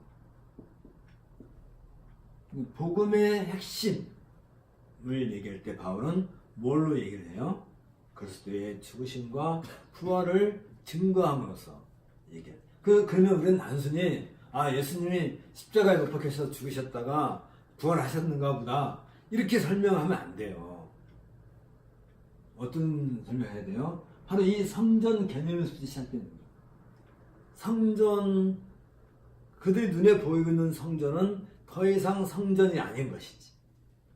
그러나 아직은 성전으로 남아있긴 하겠죠. 거기에서 할례도 행하고 결례도 행하고 또 거기에서 제물도 드리고 여전히 남아있긴 하겠지만, 실질적으로는 부활하신 그리스도를 증거해주는 그 자체가 성전이란 말이에요. 사실은 이게 말이 조금 이렇게 중복되는 면이 없지 않아 있지만, 바울은 이 성전에 존재하는 그 핵심을 바울은 뭘로 한마디로 증거해요? 부활하신 예수님으로 성전 존재의 의미를 얘기하는 것이고, 그것으로 인해서 사내들이니 논쟁을 하게 돼요. 바리새인들과 사두개인 사이에 논쟁을 하게 됩니다. 그 사두개인들에 대해서 우리가 한 가지 알아야 될 게 있는데, 이제 사두개인 중에 이제 그 사람들은 이제 부활을 믿지 않는 사람들이라고 했잖아요. 그런데 사두개인이 예수님께 와서 이제 그런 얘기를 해요. 이건 지금은 이제 우리가 그런 건 없지만 이제 구약 시대에서는 형수 치수법이라 해가지고 이제 이제 큰 아들이 장가를 갔어. 근데 아들을 못 낳고 죽었어. 그러면 그 형의 아내와 동생이 결혼을 해야 돼. 그게 법이에요, 구약에서는. 그래서 아들을 낳아야 돼. 아들을 낳으면 그 아들로 말미암아 형의 가문을 계속 이어주게 해야 돼. 그게 왜 필요하냐면 이런 것들도 우리가 알아야 될. 그것 갖다가 이제 수혼법이라도 그래요. 수혼법.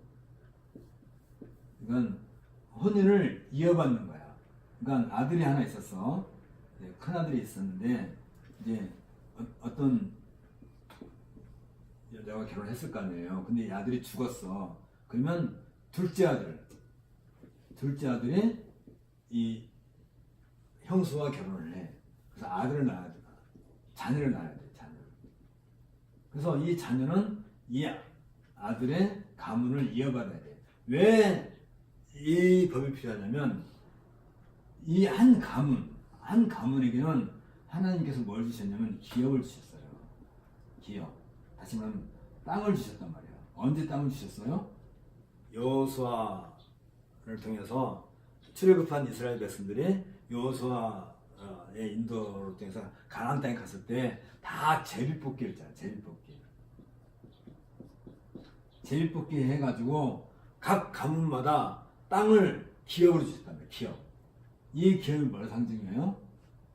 이 기업은 이들이 하나님의 산업이다. 하나님의 백성이다. 는 상징이 되는 것이고, 이 기업을 받았다는 것은 결국은 이 기업은 나중에 새하늘과 새 땅을 예표해주는 그런 의미도 있는 거야. 이 기업이라는 것은.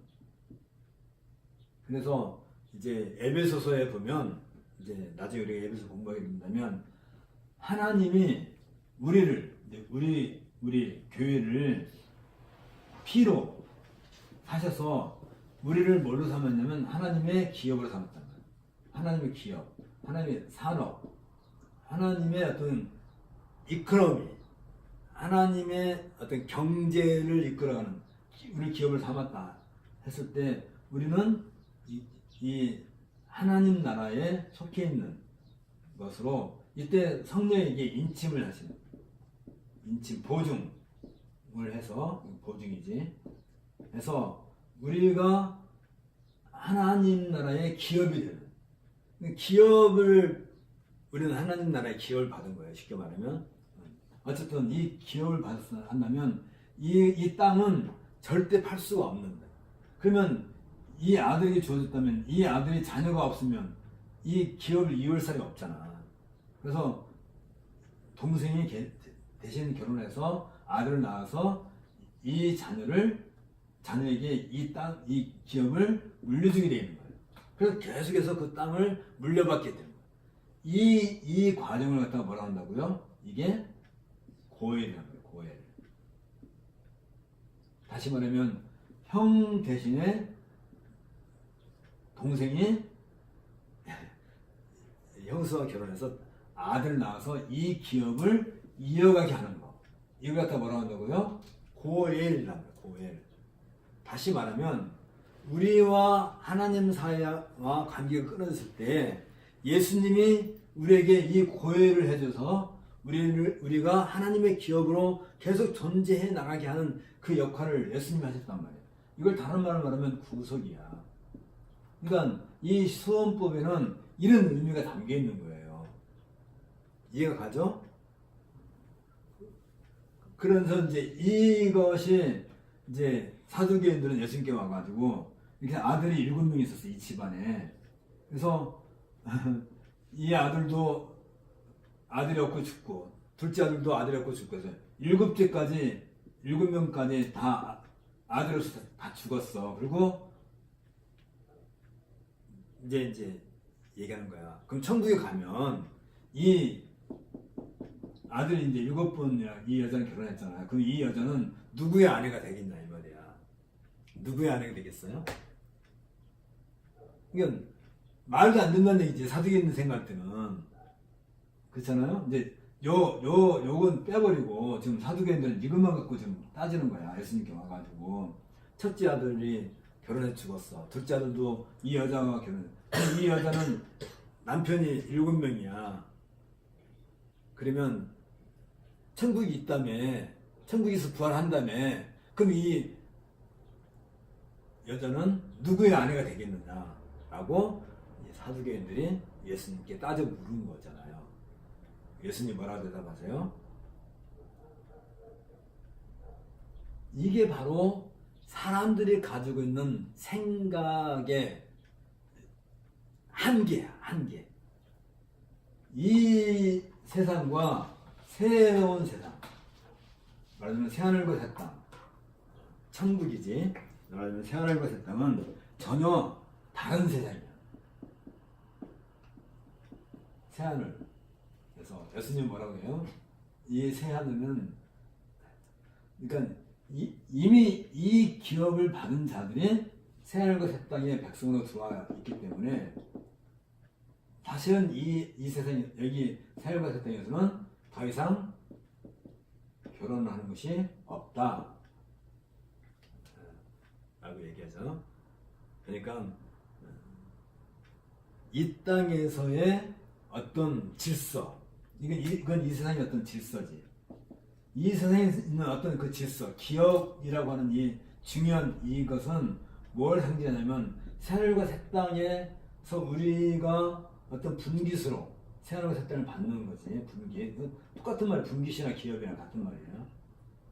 그러니까 이 땅에서 받는 것은 천국에서 받는 것을 상징하는 하나의 예표를 얘기하는 것이지, 여기 천국에 가게 되면 새로운 질서에 새로운 질서. 그래서 이건 옛 질서, 이건 새 질서. 그래서 이 옛 질서로부터 새 질서라는 것이 고린도후서 5장 17절에서 얘기를 해주는 거예요. 뭐라고 얘기해요? 그러므로 누구든지 그리스도 예수 안에 있으면 너희는 새로운 피조물이라. 새 창조의 세계에 들어오는. 다시 말하면 우리는 여전히 옛 질서 속에서 살아와요. 아직은 이 땅에서. 그러나 이제 예수 그리스도를 통해서 우리는 새로운 질서의 세계로 들어가게 있는 거예요.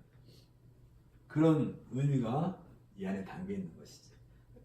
좀 사두개인 얘기하다 보니까 그게 나오는데, 그러니까 사두개인들은 새하늘과 새 땅에 대한 개념이 없기 때문에 이런 멍청한, 다시 말하면 바보 같은 질문을 예수님께 했었던 것이지. 그래서 결국은 바울은 이 예루살렘에서 예루살렘은 뭐라고 그랬어요? 우주의 중심이야. 예루살렘에서 이제 가이사라로 옮겨지게 돼요. 그래서 가이사에서 2년 동안 있으면서 가이사에서 왕들을 만나지, 왕들에게 복음을 전할 그런 기회를 갖게 돼요. 헤롯이라든지 안티바스라든지 이렇게 왕들에게 복음을 전할. 이것은 뭘 상징해요? 결국은 사도행전 1장 8절에서 얘기했던 그 말씀이 성취가 되는 거예요. 가이사라에서.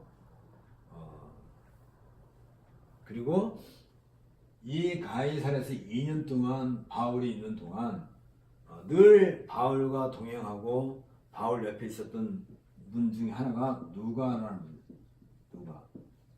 누가가 누가복음을 기록하고 사도행전을 기록한 분이지. 그러면 바울이 2년 동안 여기서 뭐 할 일이 별로 없었을 거 아니에요. 그래서 누가는 뭘 했을까? 이게 눈에 보이지 않는 사도행전이지. 누가는 이 2년 동안 예루살렘에 있는 그 제자들, 예수님의 열두 사도, 또 교회의 예루살렘 교회의 장로들, 또 예루살렘 교회의 지도자 있는 야고보라든지 또 예루살렘 교인들, 성도들, 이 예루살렘 성도들 중에 대부분의 얘는 누가 포함돼요? 120명 제자들이 있었지? 120명 제자들은 누구예요? 예수님의 부활과 예수님의 승천, 그리고 오순절을 계몽하신 분들이지. 그렇죠? 이분들이 다시 말하면 교회의 시작을 하신 분들이지. 교회의 시작을 이분들이 하신 거지. 결국은 오순절 성령 강림을 통해서. 그러면 이 2년 동안에 누가는 이런 내용들을 통해서 이분들을 만나고 자료를 모으고 또 그것에 대해서 진짜 가짜도 있을 거 아니에요. 뭐 소문도 있을 거고 이런 걸 충분히 다 이런 자료를 모아서 그걸 기록한 게 뭐예요? 그게 바로 누가복음이 됩니다. 누가복음. 그 누가복음은 언제 썼을 것 같아요? 대강.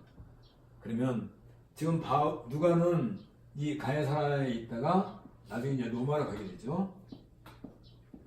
로마에서 바울이 한 2년 동안 또 있게 돼요. 옥중에서.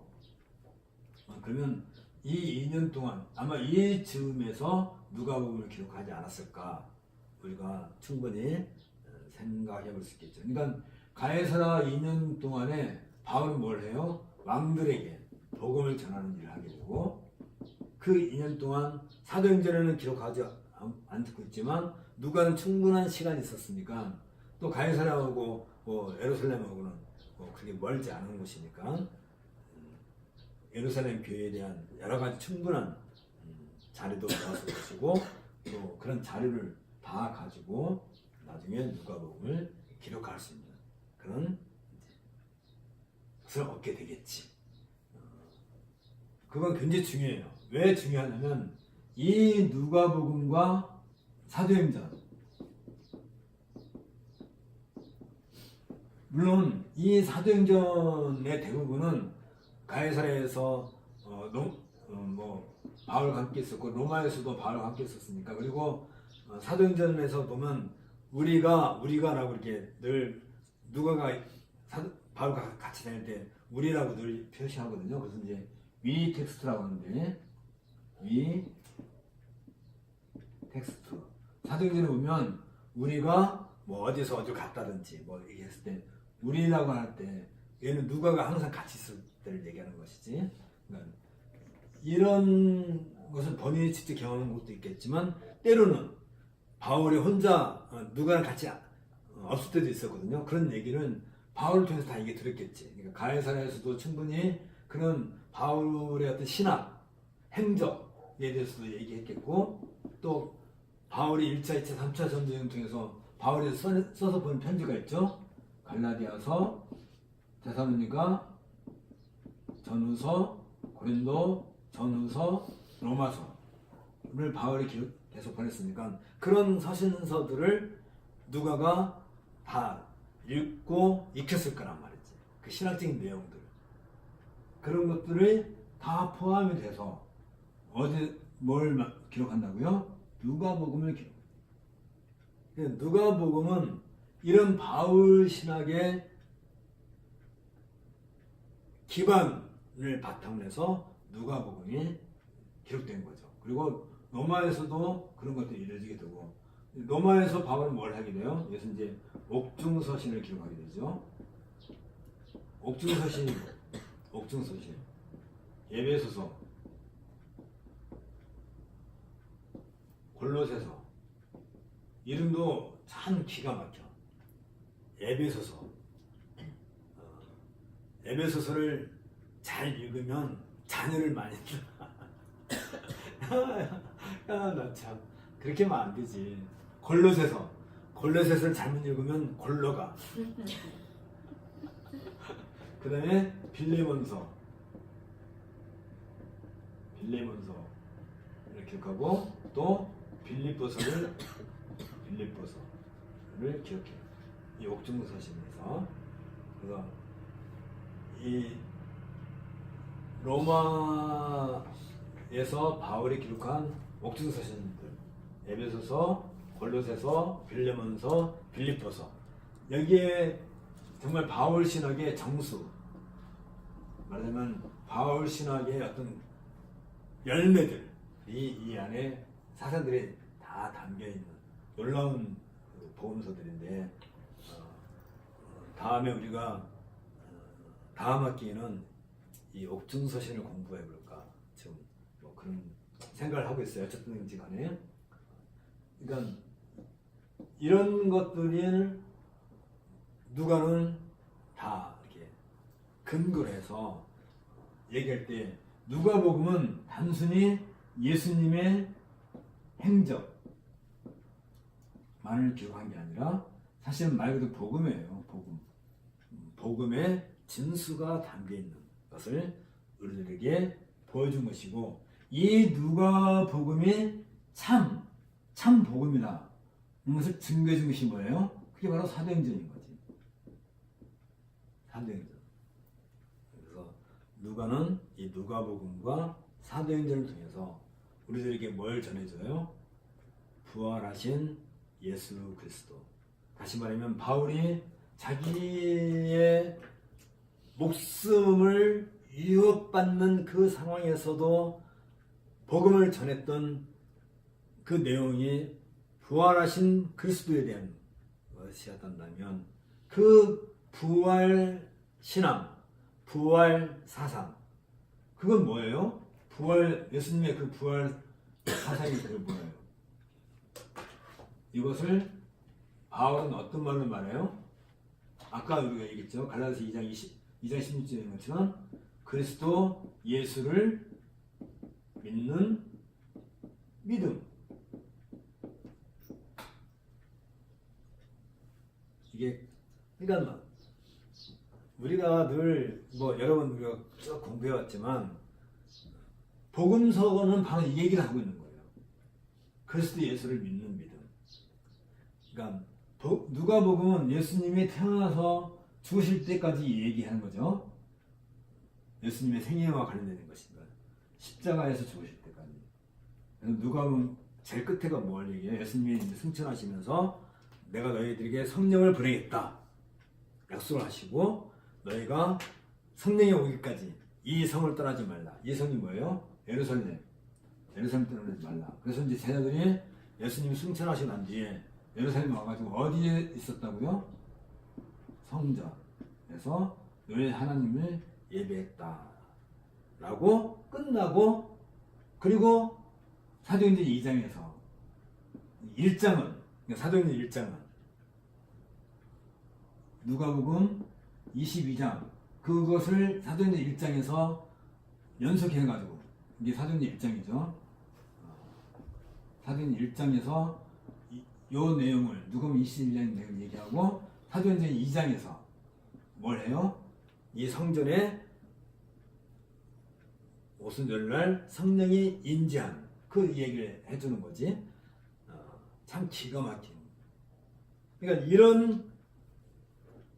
이런 거, 다시 말하면 가이사랴 빌립보에서 2년, 로마 옥중에서 2년, 이런 기간을 통해서 누가는 충분히 이런 바울의 어떤 사상, 갈라디아서, 데살로니가 전서, 고린도 전서, 로마서, 그리고 옥중서신서들, 이런 내용들을 충분히 누가는 받아들여서 그것으로 인해서 뭘 한다고요? 누가복음과 사도행전을 기록해 주는데, 그런데 우리가 사도행전 2장 읽을 때 오순절 날 성령이 임하는 것을 누가의 다락방에 성령이 임했다 라고 말을 한다면 누가복음을 안 읽었다는 얘기란 말이지.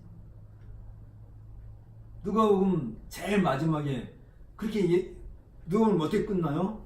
그 제자들이 예수님께서 성령을 주시겠다 역사하신 그 120명의 그 제자들이 날마다 어디에 모였다고요? 성전에 모여서 하나님을 찬송을 하고 있었단 말이지. 그게 그들의 일이야. 예수님께서 승천하시고 난 뒤에 한 열흘 있다가 오순절인데, 열흘 동안 성전에 임하셨으니까 그 열흘 동안 그 제자들은 어디에 모여 있었어요? 늘 날마다 성전에 모여 있었단 말이지. 그리고 오순절날 마침내 그 성령께서 거기에 우리가 사도행전 2장에서 봤잖아요. 그들이 다 거기에 모여 있을 때, 그 집에 있을 때 성령이 하늘로부터 호련히 그들이 임하셔서 사도행전 2장에 있는 거죠. 그러니까 이런 내용에 대한 것을 모르기 때문에 누가복음에 대한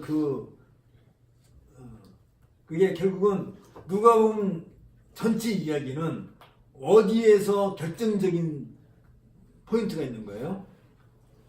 누가복음 22장에서 예수님께서 승천하시면서 내가 너에게 성령을 보내겠다는 그 약속의 성취가 바로 사도행전 2장에서 이루어지는 거란 말이지.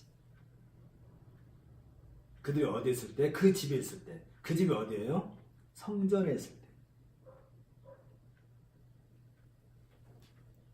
그러니까 이런 내용들을 충분히 학습하지 않으면 오순절 성령 강림을 전혀 엉뚱한 내용으로 오해를 하거나 자기식으로 오해를 해서 마치 무슨 성령이 임하면 무슨 이상한 무슨 뭐 방언이 터졌다든지 무슨 그런 걸로 해결을 하면 안 되는 거예요.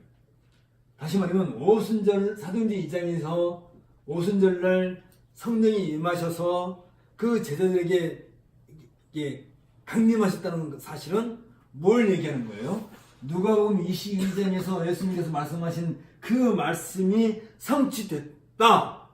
이것을 보여주는 거란 말이에요. 그 말은 뭐냐면 누가복음 1장부터 22장까지 그 모든 내용이 진짜라는 거예요, 가짜라는 거예요. 그게 참이라는 거예요. 그러니까 사도행전 2장에서 오순절날 성령께서 임하신 그 사건은 누가복음에서 누가가 말하고 있는 그 모든 내용들이 하나도 거짓이 없다. 하나도 땅에 떨어지는 것이 없다. 이런 것을 보여주는 또 다른 증거가 됩니다. 그러므로 말미암아 뭘 해요? 누가복음 뭘 얘기하는 거예요? 예수는 그리스도다. 라는 것을 누가복음에서 얘기하는 것이고 사도행전에서는 바울을 통해서 뭘 얘기해줘요?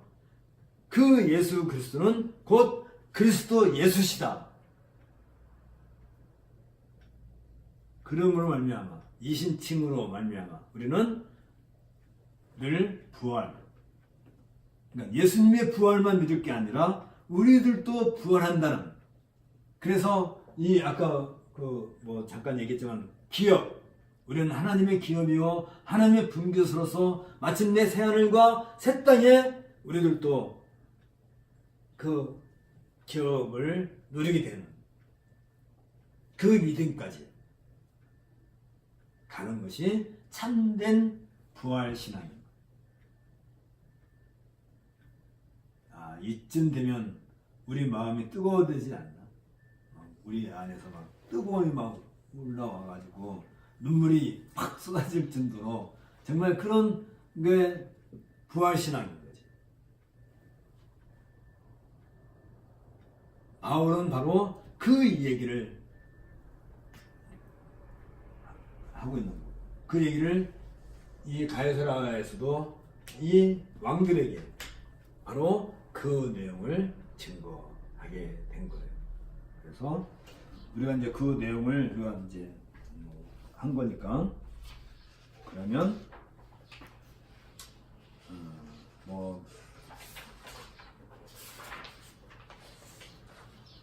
26장까지 우리가 다 한 거야 사실은. 그러면 다음에 이제 27장으로 넘어갑시다. 오케이? 기도합시다. 하나님 아버지, 우리가 얼마나 하나님으로부터 이 큰 사랑과 은혜를 많이 받았는지 알 수가 없습니다. 우리의 믿음이 그저 얻어진 것이 아니고 유구한 역사를 통해서 에덴 동산부터 시작해가지고 구약의 그 성전과 예수 그리스도의 성육신과 또한 부활과 또 그것을 친히 체험하고 경험한 사도들의 그 기록을 통하여서 2000년의 시간을 통해서 우리들에게 전해졌고 우리가 귀로 듣고 눈으로 보고 손으로 만진 바 되어서 우리 안에 믿음의 씨앗이 심어지고 자라서 우리가 마침내 이 구원의 놀라운 은혜를 갖게 된 것을 하나님께 감사드립니다. 이제 이 귀중한 믿음을 우리가 소유하였은즉 그리스도 예수를 믿는 그 믿음을 이르기까지 우리가 잘 자라고 성숙하여서 참된 교회의 신자로서 또 하나님 나라의 기업을 이어받을 자로서 우리에게 부활의 믿음을 주시고 그것을 통하여서 이 땅에 하나님 나라가 널리 전파되고 세워지는 그런 은혜를 또한 누리게 해 주옵소서. 예수님 이름으로 기도합나이다. 아멘. 감사합니다. 네, 수고하셨습니다.